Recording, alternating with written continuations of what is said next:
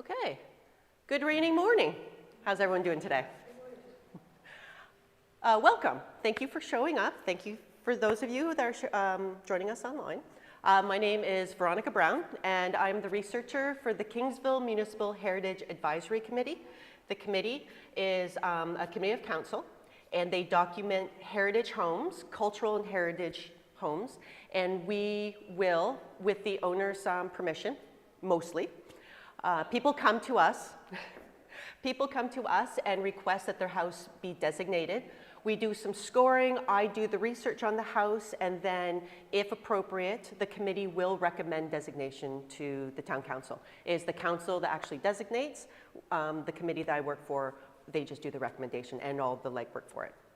So, I have been working for that committee since I think about 2007, 2008 or so. But I have been researching architecture, built heritage, houses, buildings in Kingsville for nearly 20 years. So during this time, when I'm doing houses, I kind of trip over really interesting stories, and they don't pertain to any specific house that is going to be designated or recommended for designation, but I kind of log these stories because I think they're kind of interesting. And so I came across some very interesting stories, and I came up with this presentation to kind of share some of my favorites. Now, the homes that I chose aren't because they're the biggest or the fanciest or the most expensive. Those get enough airtime, those get enough play. What I'm doing is I'm looking for really good stories that connect with these houses. And I was sharing earlier with the group that some of these themes that we're going to see are kind of still around today. And as we get through it, I'll kind of share with that. Things that we thought was just a modern phenomenon has actually, been going for a very long time. So when I talk about some of the themes and some of the interests of these stories, I'm talking about the time a community came together to help a family in need. I'm talking about perhaps building your dream home only to have something else built next door that kind of casts a long shadow. I'm talking about commercial buildings that instead of being torn down, they're being converted into residential houses. And we're also talking about age-old, people fighting over money. That happens today. That definitely happened back 100 plus years ago. And then I've also come across stories that kind of have me imagining, like because of one of the houses that I'm going to share about, what would it be like building a house, perhaps your dream house, when Canada is fighting a war? When we look at a date of a house, sometimes we don't think of the context in, what was happening in Canada or even in the world. So that got me wondering. Also, what happens if I were to get a debilitating condition where I could not work anymore, I couldn't do my vocation anymore? How would I cope? And we have a house here that we can kind of talk about someone that was able to reinvent themselves, which is rather exciting. And of course, we have a couple of notorious characters. So, shall we begin?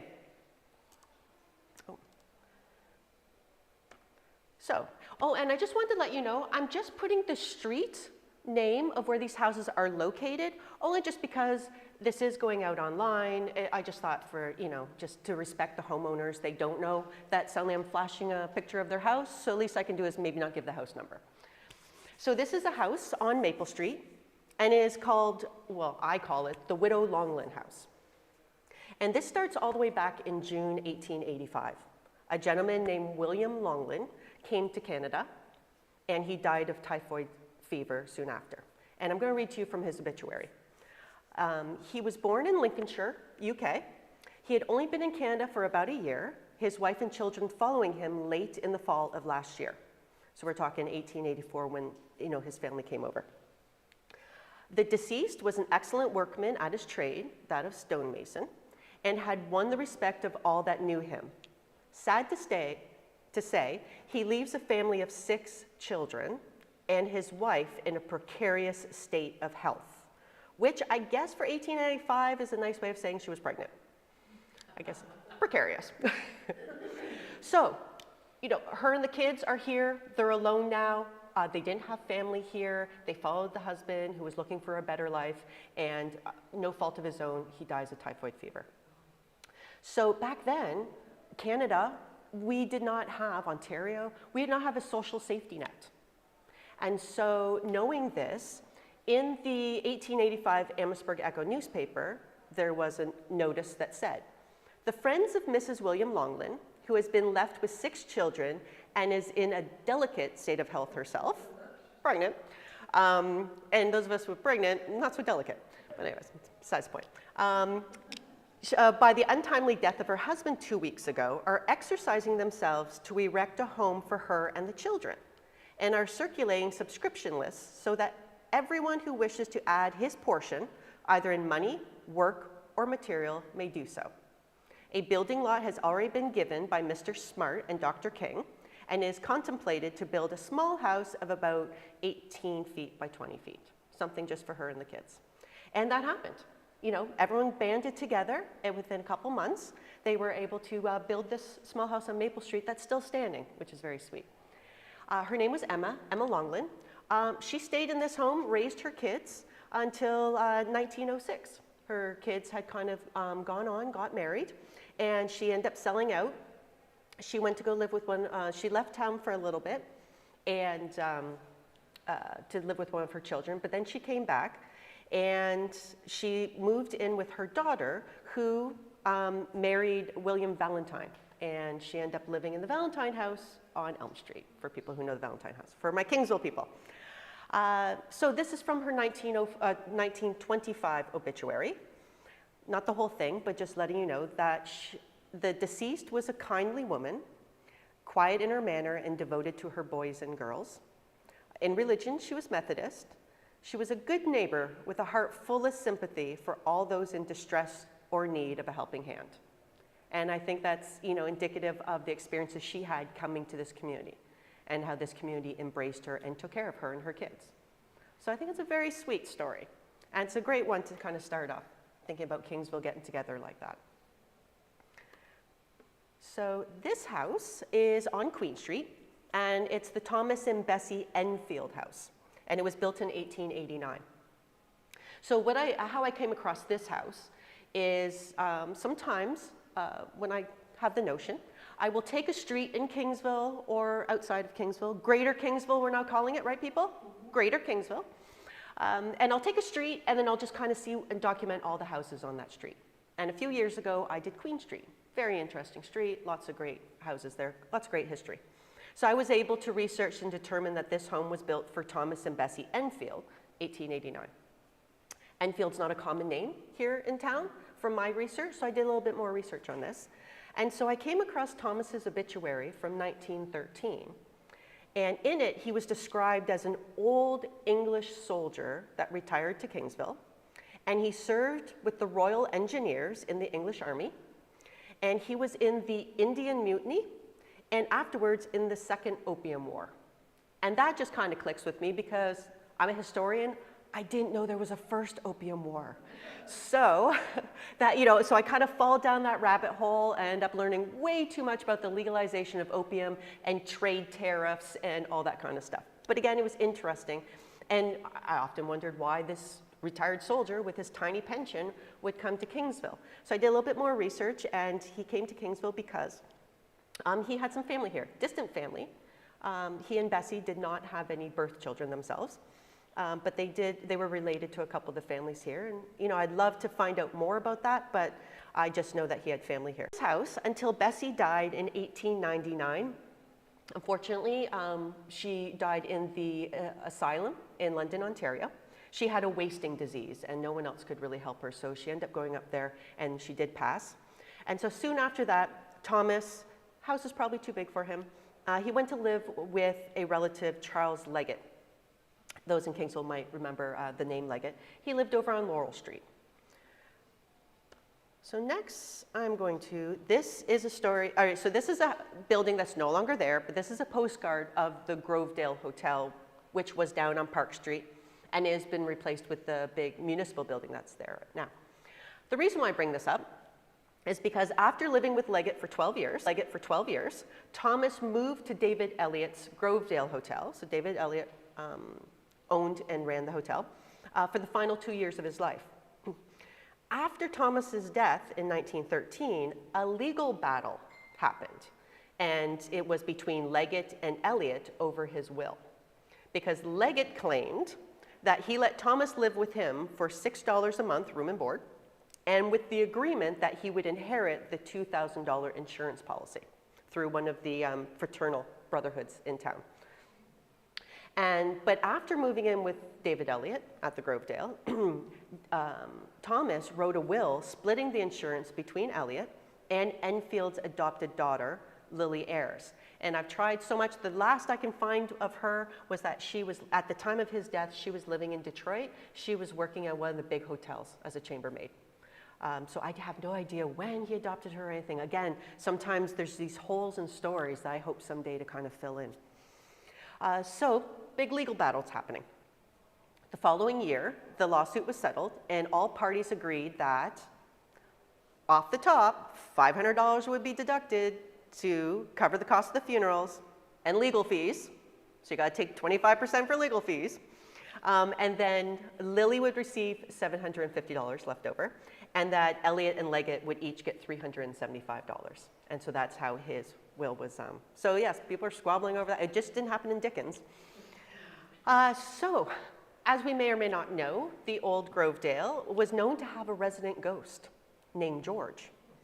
And I wonder if perhaps he had a companion named Thomas. I would hope he had some company, because this is actually because Thomas did die at the Grovedale. Something interesting I came across regarding David Elliott, he sounded like a bit of a character, and I thought this was very odd, from 1901. Now think about where Park Street is. David Elliott of the Grovedale was uptown today, the first time he has been on Main Street for 11 years, though living less than a mile away. He came up as far as George Cooper's tailor shop, which was on the corner of Division and Pearl, but he didn't get to Main Street. And he ordered a suit of clothes 5 years ago. That was the last time he was uptown. He would not have come up yesterday, but he had to do some transfer of property. So he had to come up. So could you imagine living there and not getting to Kingsville? I guess everything got delivered. And we know what that's like now after the last 2 years. I guess anything can get delivered, right? So, the next house. Now, I did say that I wasn't going to do big, beautiful houses, but I did fit one in because it is a big, beautiful house. Absolutely gorgeous. So this is the Howard R. and Mary Kratz house. Kratz is the old spelling of Scratch, and he did use that spelling. Some people kind of reverted back to the old spelling. So this house was built. I'm sorry, was there a question?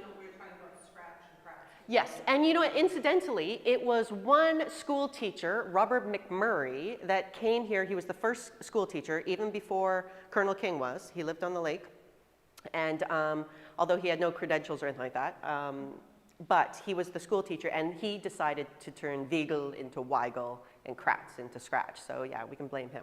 Although it is said, though, that Robert McMurray, schoolmaster, his wife was the first one to drink a cup of tea in Kingsville. So there is that. So giveth and taketh. Okay, so this house was built in 1886, but this started the building because it probably took a long time. In 1884, it was a local tinsmith. So H.R. Kratz was a local tinsmith. He purchased 2 lots on Division Street South on the corner of Stewart Street. So Stewart Street and Division Street South. And he bought those lots from Lucinda Stewart, old property owner here, for $200 for the 2 lots. 2 years later, Howard had this 2-story brick house built, and he used local masons, Newell and Lewis Woodowis. And the home was completed in time for Howard's marriage to Mary Woodbridge. So he married a Woodbridge, and they got married in the spring of 1887. The reason why I bring this house in is because I want to show you the location of the house. We did talk about it being on the corner of Division South and Stewart, and I've highlighted where the house, you can kind of see a diagram. Those little diagrams are from some fire insurance plans where they kind of give a bird's eye view of some of the houses in town. So I superimposed this to kind of get you an idea that this is a residential street. It was actually around the early 1880s that all this was mapped out. And it was Lucinda Stewart, and she sold off all these different lots. So, look, watch the map. Unfortunately for the newlyweds, it was announced in 1888 that the route of the railway through this village has been finally located. The Southern Survey having been adopted, which will cause the road to run through the center of Stewart Streets. It will be midway between the business part of town and the harbor. So yes, when we talked about building your dream house and not having control over what is next to you, could you imagine? And I'm sure the trains back in the 1880s were a little, noisier and dirtier than even in the 50s when it still ran through town. So despite the train tracks, Howard and Mary, also called Minnie, stayed in the house until 1906 and raised 5 children there. So it was Ray, Faith, Hattie, Edith, and Etta. So I just make mention that some things never change. Only today, instead of a railway being constructed to your home, it could be a condominium or a greenhouse. We'll just leave it there.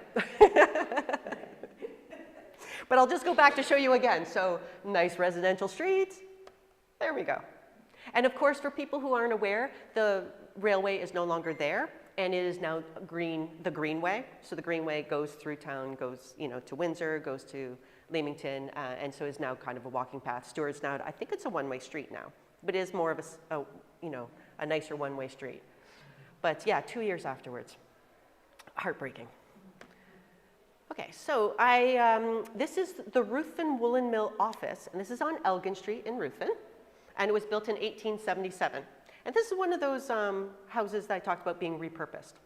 So I chose this house because the building itself is 145 years old. It started out as an office for the Ruthven Woolen Mill and was converted into a residence. It's also the only remnant left of early Ruthven manufacturing, which included a grist and sawmill that was also located on Elgin Street. So I remember going around interviewing people about different houses, and someone did point that one out to me, and they're like, that house right there is one of the oldest ones in Ruthven. And so I was very, very interested to hear about that. And I do know that in 1899, there was a massive fire in Ruthven that took out many of the houses there. So a lot of the houses are like 1899, 1900, 1901 because of this massive fire. It didn't happen to this house, so it's nice to kind of have that, property, that physical structure of what old Ruthven was like. So I want to provide a map for you. And so this is today, bird's eye view through Google Maps. And to the left is the old map. It's from 1877, and it's called the Whaling Map. It's the name of the gentleman that surveyed it out. And you can see office on lot 12 right there. And then you can kind of see where the red balloon is there. Yep, it's right exactly there. And it shows you where the Ruthven Woolen Mill was. So the Ruthven Woolen Mill was built in 1867. So Ruthven had a woolen mill way before Kingsville did. It was built by Mr. Griffin, and I don't know what this says, but shortly after he got out of the business and he became a minister. Read into that what you will, but that's what he found his calling, I guess. And so after he had it built, it went through a series of owners and operators. People tried to give it a go, and then it would last a few years, and then they would just kind of give it up. But the last group to run the mill was Brown, Bird and Company. And in 1888, they moved the machinery from the Ruthven Mill to the newly constructed Kingsville Woolen Mill that was on Division Street North. So they kind of gutted it all out. And as reported in the Amherstburg Echo, in March of 1888, kind of talking about Ruthven itself, it says, the old grist and sawmills, once the pride of the village, are now fast going to wreck. But there are rumors of the woolen mill being converted into an oatmeal factory, but I don't think that ever really did. And so it really seemed like Ruthven kind of had its heyday in this, 1860s, 70s, and 80s, and then it kind of shifted over, towards Kingsville. But it's nice to recognize, and it's kind of nice to have that physical example of early Ruthven manufacturing. And it'd be interesting to know if the people that live in it now realize, or what it even looks like inside. Like I said, there'll be another example of converting commercial property into residence, better than tearing it down. And I think we could agree that, you know, we could have a little bit more of that than just wiping things off the map nowadays. Here we have the John J. and Hannah Malott House, Main Street West, that was built in 1877. Here is a typical older farmhouse, probably a little bit bigger than your average one, but it's not unlike many other houses in Kingsville. But sometimes when I'm going through some of these houses, I'm lucky enough to discover information that gives kind of added dimension to the owners and, you know, the life they led. So I have a great old photo of this house. Bam. Yes. So this, during this time that the house is being created, there was several notices about the construction of this house. So people were very excited about the construction of this house. And so the local newspaper, Amherstburg Echo, because we don't have examples of the Kingsville Reporter back from 1877, but the Echo did cover Kingsville. And so, for example, of some of the things they wrote was, Mr. John J. Malott has all the brick and a quantity of other material on the ground preparatory to the erection of a large house early next summer. So he started getting this ready. And then another notice while this house was being built was the Ida Bell, which is a ship, boat, I'm sure I got that wrong, but anyways, a floating vessel to Peeling Island, made the trip to Peeling Island and returned bringing a full cargo of stone inside of 24 hours. And the stone is to be used in the erection of Mr. John Malott's residence. So most likely it would be the field stone, not the brick itself, but the field stone came over from Peeling Island. And the new residence under construction by John J. Malott at the west end of the village will be one of the largest and handsomest in the county. It will have a frontage of 50 feet. Beautiful house. Mr. William Davey has completed the mason work on Mr. John Malott's new residence. And keep in mind, William Davey, we're going to get back to him in just a little bit. More on him in a couple minutes. I have this great old photo of John J. Malott and Hannah and their kids. So John and Hannah had 10 children, 9 of whom lived to adulthood. Here's a lovely photo with their sons and daughters, plus a granddaughter that's sitting in front of them. In addition, a little bit more about John. In addition to farming land given to him by his father, Malott also built a sawmill in Kingsville in 1866, added a grist mill 2 years later, and then he sold the mill after 15 years of being in the mill business, purchased more farmland, and he grew tobacco and fruit. And he was also a Kingsville councillor for 11 years. So sometimes when I hear about some of these, you know, people, farmers, it seemed back in the 1800s, no one just had one job. No one had just one position. They just never stopped. And this is what kind of made me really kind of fall in love with this house, because in January 1895, the Kingsville Reporter wrote, "The last accident which lately befell John J. Malott makes the 15th serious one experienced by that unlucky person within the last few years. He has had both legs broken, ribs broken, bones crushed in 2 fingers, accidentally shot in the hip very badly, laid up for months through overheating of the blood, and both feet badly cut with an axe, etc., etc." So I don't know if I would survive the 1800s. Farming life just is not easy.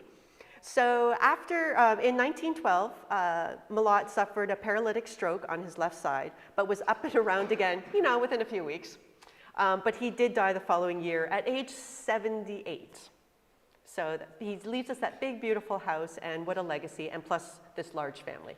And so I wonder, I wasn't able to date this picture, but it would appear that perhaps something's going on with his left arm. So this might be after his stroke. But he still looks hale and hearty. So for a 77-year-old guy, 15 accidents. So our next, it's a great photo, isn't it? Yeah, lovely family photo. Okay, so we're back to Davy. I mentioned that we were going to come to him. So this house, William and Osea Davy, Elm Street, built in 1880. Now, while researching Kingsville history, I come across a lot of craftsmen and who work on a lot of the different houses, like whether they're the construction workers or mason or bricklayers. So while researching houses in Kingsville, I kept coming across a mason named William Davey, and he seemed to work on a lot of prestigious homes. He worked on the Conklin building on Main Street. He worked on the Kingsville train station here on Lansdowne. He worked on John J. Malot's house, the house we were just looking at, and a lot of other houses in town. If it was a really nice house with really nice brick, William Davey kind of was your man. So I became very interested when I read that Davey had built a brick house for himself on Elm Street in 1880. So I was very excited, and I went to go look it up, because you have to go through deeds and plots and lands and everything. But when I looked up the lot, the property that he owned, this was the house I found. So I was like, no, it's a shame Davey's house is gone, because it was described as a brick house, and he was a bricklayer. I hope he would have a brick house. Then, a few years later, new owners purchased the home and started major renovations. When the siding was taken off, the brick was revealed. So this is them as the owners gutting it and then putting on the addition and everything there too. Queen and Elm, right? Yes, Queen and Elm. So I thought this was really interesting. The house was there. You kind of get to know, you feel like you know people, and he seemed to be really well regarded. Later on, he ended up building a restaurant uptown that's on Division Street South, but in like 1908. But he lived in this house until 1908. So I thought, let me see what's going on with the Davey family, see if there's any descendants of the Davey family. Let's see what's out there. So I'm looking up the Davey family. He died in 1913. At that time, his wife and children moved to Detroit. And then I started doing more research just on the Davey family, trying to find out why they go to Detroit, something like that. And then I stumbled across a 1918 headline that read, "Daring Highway Robbery." So I'm going to read to you from the newspaper. So, young man from Detroit in the toils, I guess the jails, holds up auto at point of gun and takes money and machine. He carjacked someone. So this is 1918. On Tuesday last, Mr. Ed Vokes of Kingsville Garage was driving from Harrow in his automobile. He overtook a young man with a gun up in the section and offered him a ride. Why you would offer a ride to a guy with a gun, I don't know. I'm not going to blame the victim, though. Just before arriving at the railway crossing west of town, the young man asked to get out. On alighting, he turned and, covering Mr. Vokes with his gun, demanded his money and at the same time ordered him out to the front of the car. The money was handed over, and the highwayman then ordered him to get to the back of the car, behind the car. He jumped into the auto and made off. So it was only a step into Mr. E.R. Scratch's house, and Mr. Vokes lost no time in getting to the phone, calling up the town, and having a watch kept for the car. Men were quickly on the job. One man at the intersection of Division and Main, it's a car chase, so hear me out here. So there's one man at the intersection of Division and Main Street, another at Chestnut Street, but the man with the machine evidently thought he would elude the watchers and turned at the Church of England, Prince Albert Street, and came out on Division Street at the Baptist Church, Water Street. In his eagerness to speed out onto Division, he stalled the machine. So Thomas Hooper, who had been watching at this corner, because the place was covered, overhauled him, and he turned the gun on Hooper. This is that young highwayman. The highwayman, who proved to be Everett Davey of Detroit, youngest son of William Davey, formerly of this town, then left the machine and ran north on Division Street, took to the fields near Simon Weigel's old place, and in his endeavor, Ray Vokes, so that's Ed Vokes' brother, Ray started in pursuit and came up to him in the field, and with his hand in his hip pocket, ordered Davey to drop his gun, which he did, evidently believing that Vokes was armed. How many people were carrying around guns in Kingsville back in 1918? So, He took the gun, and then he took him to a town where he was placed in the lockup till yesterday morning when he came up for a hearing before Police Magistrate Smart, who committed him to Sandwich to stand trial at the Spring Assizes. So this was March of 1918, on a charge of highway robbery. Davy is the youngest son of the late William Davy, who built the restaurant on Division Street South. He has been living with his mother in Detroit for certain times. Now, the probabilities are that yellow literature and the movies, combined with the reports of so many holdups in the city lately, gave the youngster the idea that he could pull off a little job of his own and get away with it. Not that different from now where they blame video games, right? It was the video games. It was the rap music. Back then. So there were several things that he had not taken, or when he tried to get away with it. There were several things he could not have taken into consideration before he started, and one was the rural telephone, which enables one to catch a thief almost anywhere, whether he has an auto or not.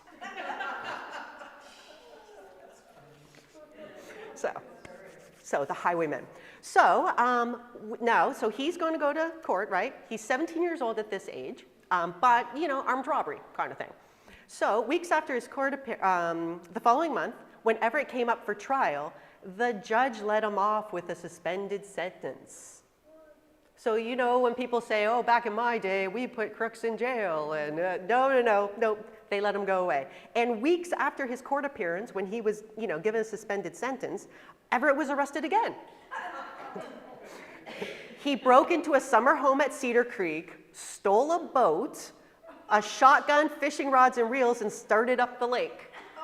But they overtook him at Oxley and then took him back to jail. So there are many other articles. Oh, hang on a sec, sorry. There are many other articles about Everett, and it sounds like he wasn't very good. So he just kept getting caught. So I will read you another one because I think they're hilarious. So this is from 1919, so the following year. So Everett Davy, who was just released from the House of Correction in Detroit, so he went to Detroit and got him. He was rearrested on a charge of entering last winter the homes of Gordon McGregor and Angus Woodbridge. Detective Hannah of Windsor had been working on the job all summer and only had one small clue to work on. Okay, and here we get to our CSI, people, this early CSI. A piece of boot heel was found at the scene of the robbery, and it proved to be the lad's undoing, as it fitted one of his shoes. When confronted with this evidence, like in the TV show, he ceased protesting his innocence and owned up to both jobs. So he was remanded for 8 days for sentence in order that his previous record might be investigated, because it sounds like he had a lengthy record on both sides of the border. It will be remembered that at a time the houses were broken into, Davy was in town on a visit and left for Detroit with 2 heavy suitcases. Too bad Hannah wasn't on the job at that time. So he was not overhauled before crossing the river, and in view of the fact that he had previously held up a resident of town at the point of a gun and robbed him, and had been guilty of other depredations, and detectives strongly suspected him, and from present developments, it appears they were correct. Davy was born in this town, and as a little lad was wayward, would not attend school, and was hard to control. Perhaps under a firmer hand, he might have developed otherwise. So one more article, and this one's from Detroit. Well, and at one point, this one's from 1919. So he obviously, he didn't spend much time in jail for this, because that was December, and January the following year, so within a couple months, he's out again. And he got arrested again. So the headline for this one, this is from the Detroit Free Press. The headline is, "Jail Not Built to Hold Slight and Wiry Folk." So Grosse Pointe Shores Bastille, their jail, too well ventilated to hold Davy. So when the village jail at Grosse Pointe Shores was built, the architect planned for a sleek and well-fed, malefactors. For sleek and well-fed, chubby people. I was like, malefactors, oh, I get it, okay.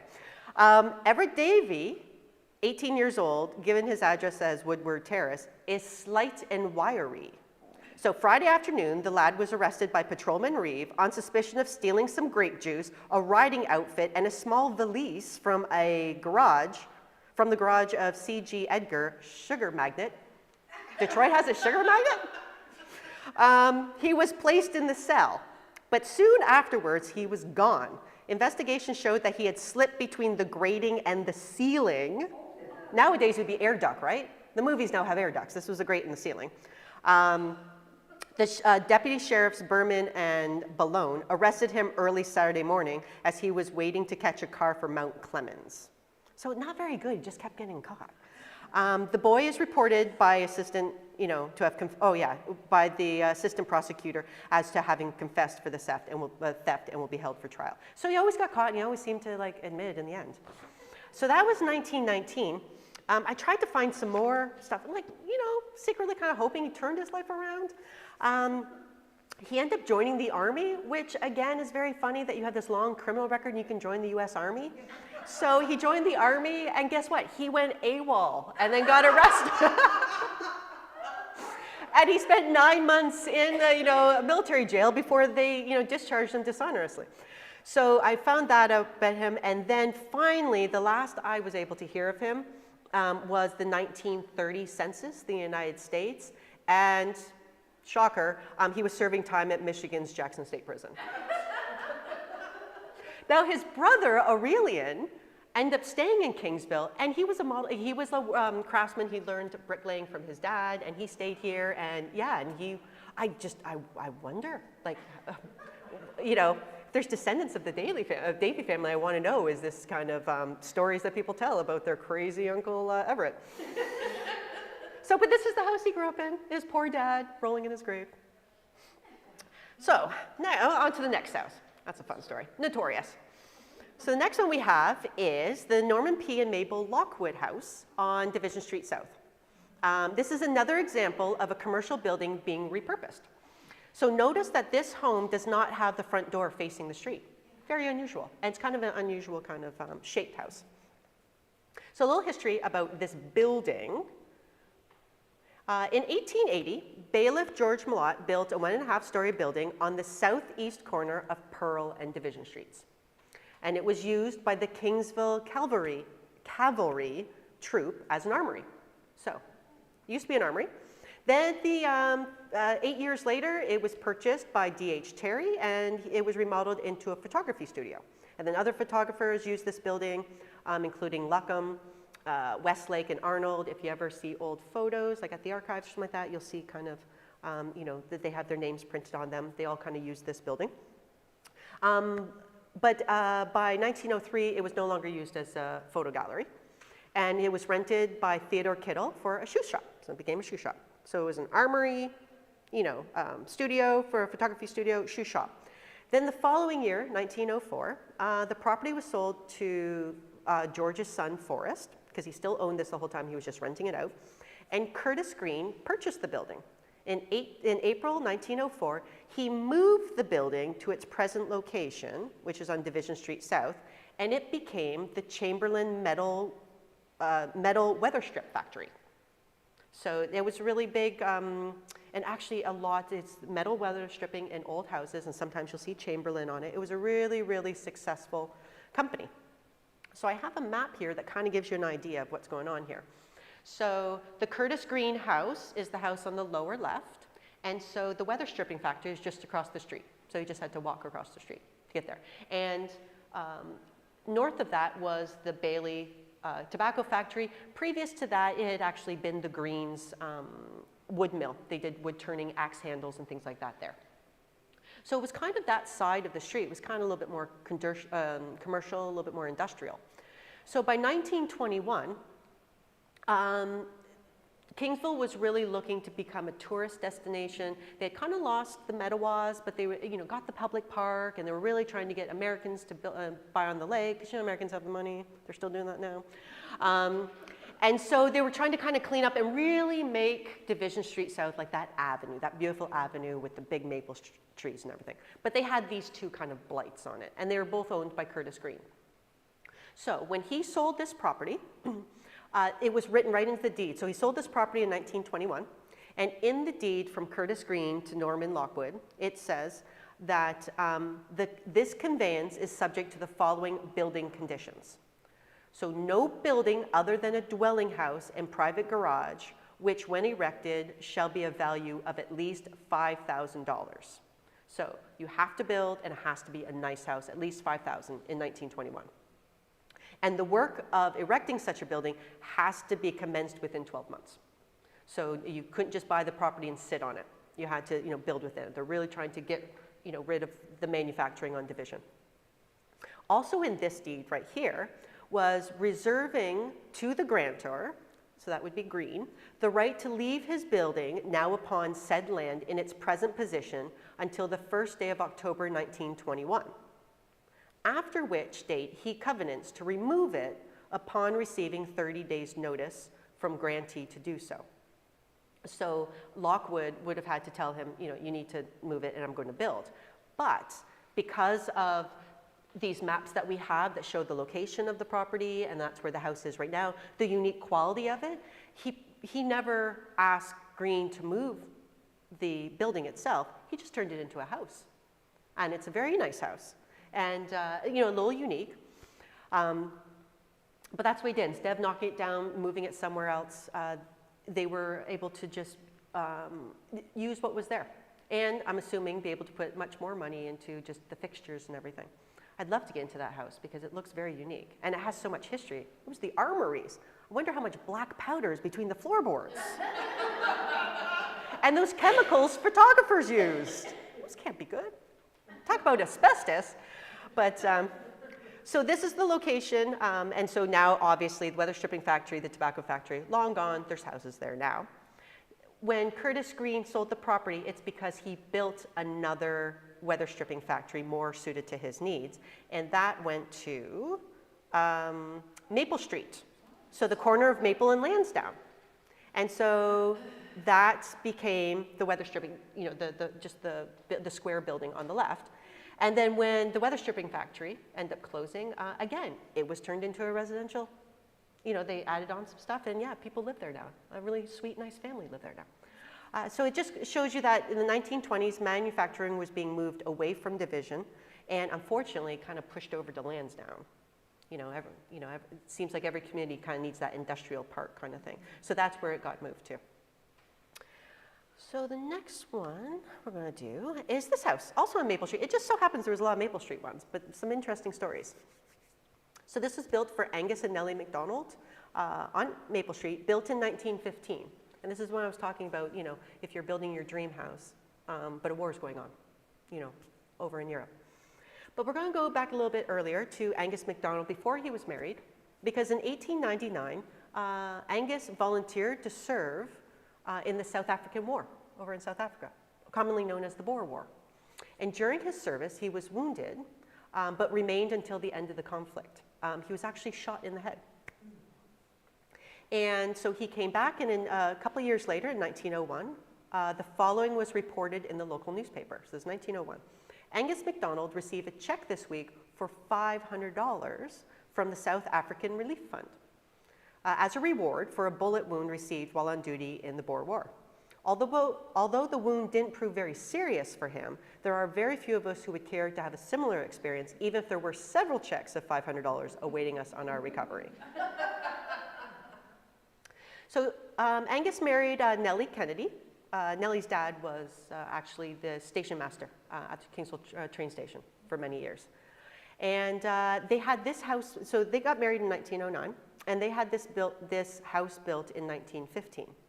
Now, while building this house, Nellie's youngest brother, Billy, was fighting overseas during the First World War.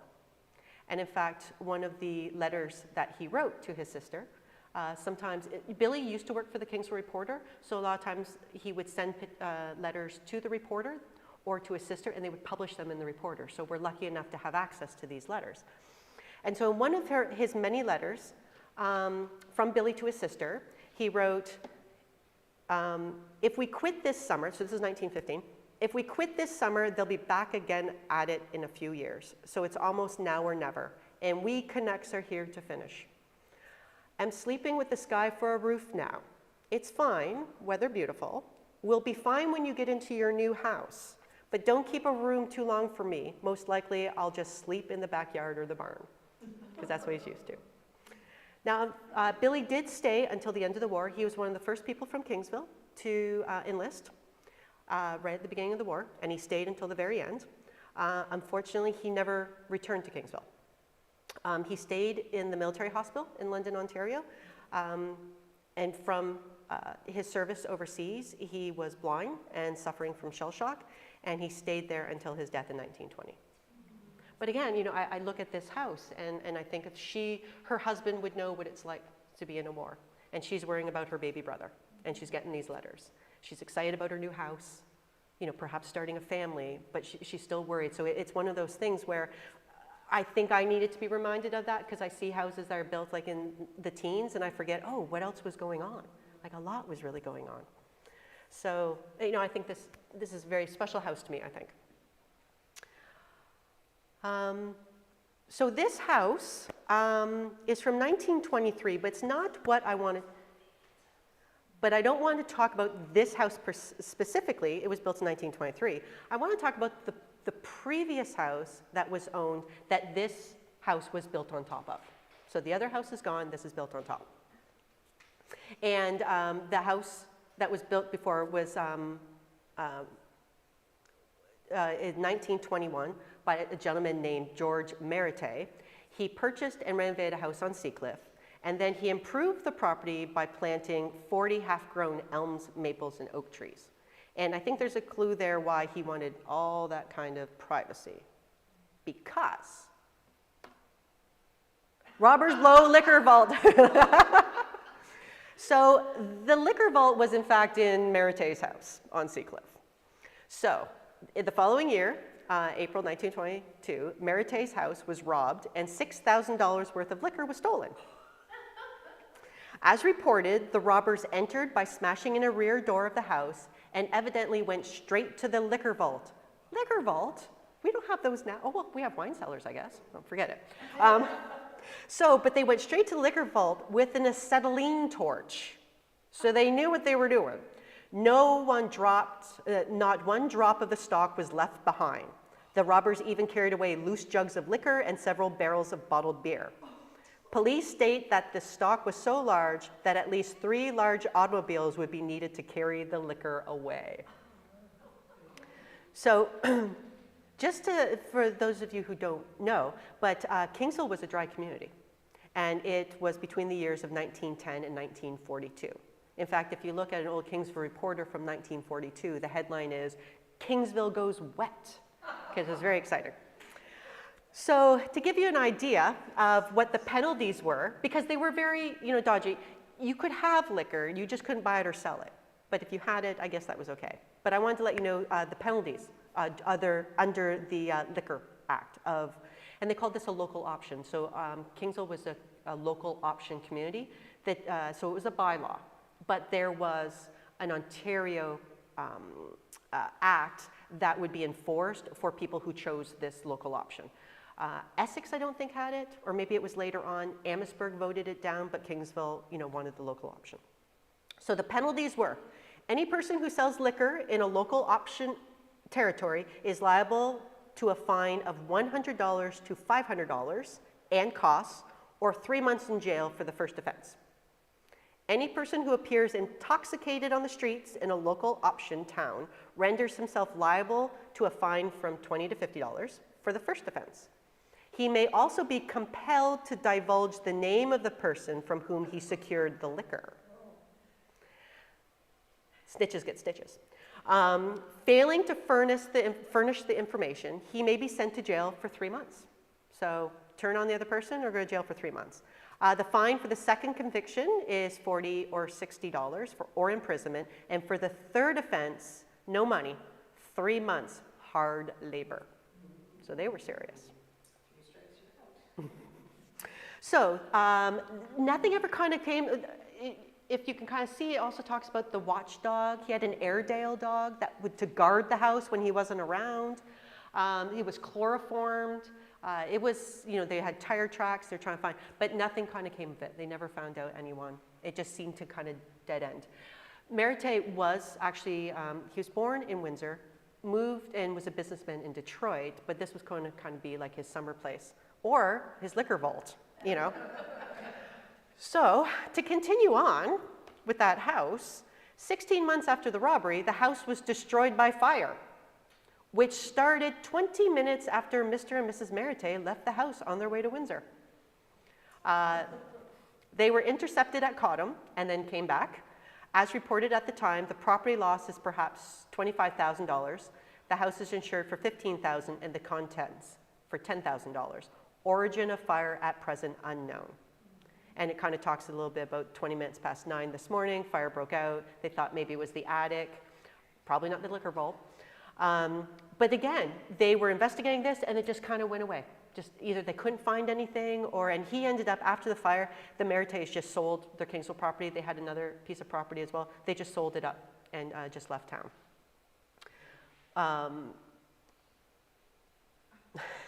And then 3 years later, the same George Merite was killed in a car accident in Detroit after attending a real estate banquet. Yeah, he looks like a guy with a liquor vault, don't you think? So it was in December 1926. He and a couple guy friends, they were at this party, Christmas party probably, for the real estate board or something. And then late in the middle of the night, they end up leaving. And they had 3 women in the car with them. It kind of got smashed up, went into a pole, went down to a ravine. There's many stories about this. He was the only one that died on scene. One of the other guys had to be taken to hospital. And the third gentleman noticed that some of the 3 women who, one was married, but not to any of the 3 guys, and the other 2 were single women, they had some minor bruises and everything. So he whisked them off. He called the police, and then he took, without leaving his name, and then he took off with the women, went to the hospital, and they refused to say how they got the injuries or anything. And so the police were trying to figure out, okay, we have this accident, there's a guy dead, now we have these 3 ladies in the hospital, but now they're gone and we can't find them anymore. So he ended up dying. Poor man, lived a hard life, I guess. A lot of weird coincidences or things happened around him, kind of like John J. Millot with kind of the bad vibes. But so he ended up dying, and he was a Kingsville resident for like a year and a half, and the house he built got broken into and then burned down, and then he died mysteriously in a car crash. So that's our notorious Mr. Merite. So we're going to end on one more house that's a little bit of a happier note. And this is in Cottam. So this is the Dick and Elizabeth June house on County Road 34 East. And it was built in 1914. So this house was built by George Forrester June, but he was better known as Dick June in 1914. Again, right at the beginning of the First World War. But unfortunately, Dick and Elizabeth only lived in this house for 3 years. Now, Dick actually built this himself. But he had to give it up because he became ill. When they advertised the house in the paper, I was fortunate enough to find an ad for the property that described the house. So it's interesting to kind of get a description of a house, and this was in 1917, this ad went in. So this is how the property was described. He called it Pleasant Place. He must have named it. Pleasant Place in Cottam on a main automobile road, 22 miles from Windsor. Suburban car stops at door. So that was the electric streetcar railway. Went right by his house.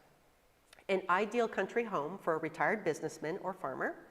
New brick and shingle bungalow type house, 32 by 40 foot with 9 rooms, bath, 2 toilets, pantries, etc. Hot water heat from natural gas. Running water system in the house drawn from a rock well 140 feet deep. cement walks, stable, granary, and drive shed, a $1,200 chicken house, 7 acres of land with fruit trees, 1.5 acres of them were strawberries. A good income can be derived from the fruits and chickens alone.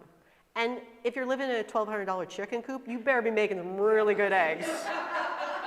We were all thinking it, weren't we? The property will be sacrificed for less than cost of the house for a quick sale because the proprietor is going west for health. Dick ended up becoming ill. He did not go west. Well, technically he did. He first was thinking about going west west of Canada. He just ended up going to County Road 34 west. So he just moved down the road. So I guess I was right. So the property sold in 1917 for $7,400. And $1,200 chicken coop too. Well, actually, it's not even a coop, it's a house. It's a chicken house. So a little bit more on Dick June because he was a Cottam celebrity and very exciting to learn about him. So Dick June was a Gosfield North farmer who became a celebrated folk artist. After developing sciatic rheumatism in 1917, he had to retire from farming. And he taught himself wood carving, which began with furniture, evolving into farming, hunting, and racing scenes, and ended with a 40-foot totem pole and log cabin. Today, his carvings are part of the permanent collection of Museum Windsor. And so this is from the newspaper, showing him making one of his, he started out with doing some furniture. And in interviews with him with the newspaper, he talked about the fact, because the rheumatism really affected his legs. And so he found that he needed something to keep his mind off of it. So he was a self-taught carver. And he started carving these and making the little clothes for the little vignettes, the little tableaus here. And it's just very sweet. And his wife, they had one daughter, Ruby, but she had gotten married. And his wife was a really prolific rug hooker. So they talked about, long winters, sitting by the furnace, he's carving, she's hooking her rugs, and just, he became kind of, a staple in Cottam. And people would try to see him and, sell his stuff, and he's like, oh no, they're almost like my babies. I can't imagine having to sell them, and I'd really rather not. He was a little eccentric. He had this one coat that was just covered in different types of buttons. And when he went up, was reported in the newspaper, oh, Dick June's out in his button coats. And yeah, he was just really, a favored son of Cottam. And when I talked about the totem pole, this is an old picture of the totem pole and the log cabin. So in May 1938, a totem pole was installed near June's house on County Road 34 west. He went west. The totem pole was hand-carved by Dick out of a western cedar tree he found in Chatham. He worked on the project from October until April. And interestingly, 1938, for the design, Dick consulted a book published by the federal government after experts had spent months examining totem poles in British Columbia. So it's not like he was just making his own interpretation for it. He was really trying to stay true to the totem poles out west, because it was definitely a Western thing. And so, a couple months after the totem pole went up, Dick started his next project, which was building a log cabin east of his home. He imported logs from the north, and he intended the cabin to be both a workshop and a space to display his carvings, but unfortunately he died before the building was complete. Now his daughter and her husband, they did use, people could actually go into it, and they used it as kind of a display for him to honor him. So that was for the 1938, I think, what was it? Yeah, I think he died in the 40s. I'm sorry I didn't put that down. But the property was eventually sold. So his house and the property was sold to Floyd and Doris Meston in 1955. So the cabin was moved to the north side of the property, and it was converted into a rental unit. And I've talked to people who knew people who lived in there. So I guess that falls under our, commercial buildings that have been repurposed for residential, But it's not a great picture, I really apologize. But the cabin is still standing. So it's where the old bank was. So if you're driving down Cottam, look for where the old bank is. I'm not sure what's there now. But just down that little laneway, there's a little cabin right there. It's still there. I don't know if they're still renting it out. So when they moved the cabin in 1955, and then the Mestons almost also donated the totem pole to the community, and it was moved to Cottam Rotary Park in 1956. Yes. It was, restored a few times, and then a few years ago it was taken down for a complete restoration, and it just, by that time it had just was not able to be repaired, so it was not able to be put back up. But for many years it was at Cottam Rotary Park. Yeah, so Cottam history. So that's the last house I chose for this chapter. Who knows, if I come across some more houses, you might see me again. But I'd welcome any questions if you have questions. Okay. Well, I'll be here afterwards. Thank you very much for coming out. Thanks for joining us on online. And it was my great pleasure to share some of these stories of Kingsville. Have a great day. Thank you very much.